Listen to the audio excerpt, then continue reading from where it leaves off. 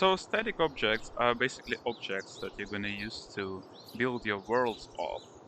They can be stairs or buildings or props or whatever.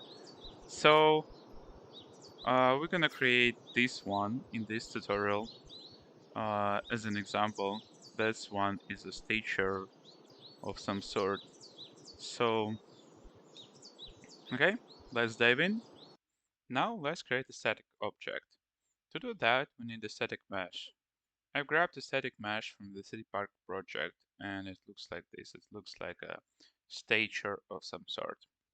I'm gonna quickly show you how to migrate static meshes from one project to another so you know how to put meshes into ToyKit.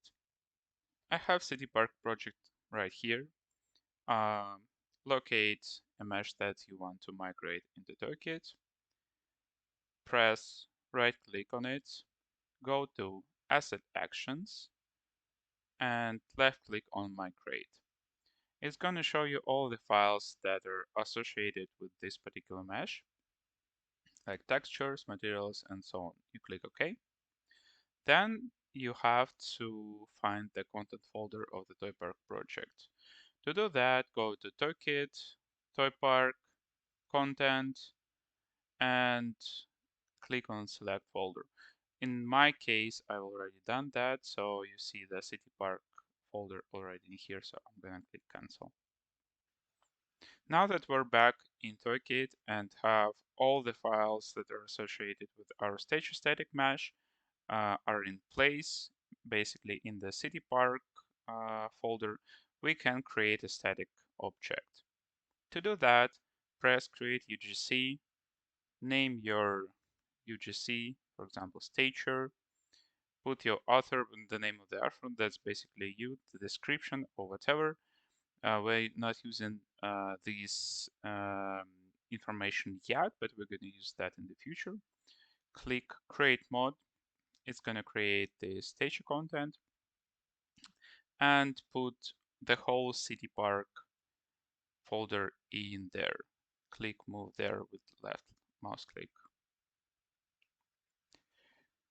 Note that it's very important to have all the files that are associated with the content you're creating to be located in the user-generated content folder. Like here, we have all the ToyPark materials, textures, meshes, and whatsoever located in one stage content folder. By doing this, we avoid future reference bugs that may occur and eventually break your content. Now let's create a new static object. Press the right click somewhere here, go to Blueprint class, left click on Blueprint class. It's gonna offer you to create three types of objects: physical toy actor, static toy actor, and toy avatar. Click on static toy actor, and it's going to create a new actor class that is already derived from our toy static actor class. Now let's call it stature. Let's open it. And for mesh, let's select our mesh that we have here. So to do that, just find this mesh, select it in the content browser, go to the actor tab and click this arrow. It's gonna go in here. Compile, save, and go back. Now let's check the mesh itself, whether it's suitable for importing into ToyPark. Let's open the mesh, go down to the collision. Let's see if it has any collision. Yes, it does. And let's select simple and complex. Now when it's done, let's hit save and actually package our content and import into the game. So click on package UGC. We have one stature. Click on that. Basically select any folder that you want and it starts packaging. When packaging is done, you're gonna get an archive with all the content you've created. So just extract it to the folder with the same name.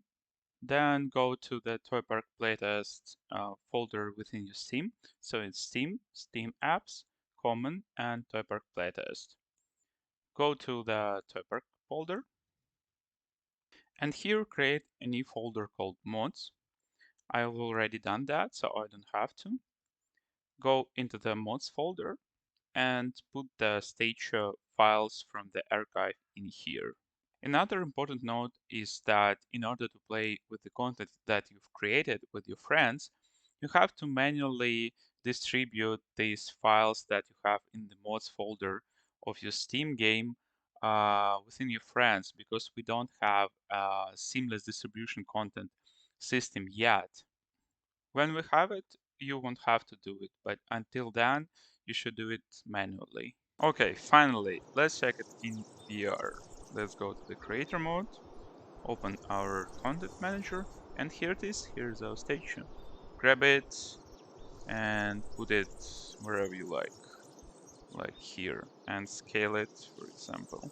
Let's make it bigger, like that. So here's how you create static objects. See you in the next tutorial.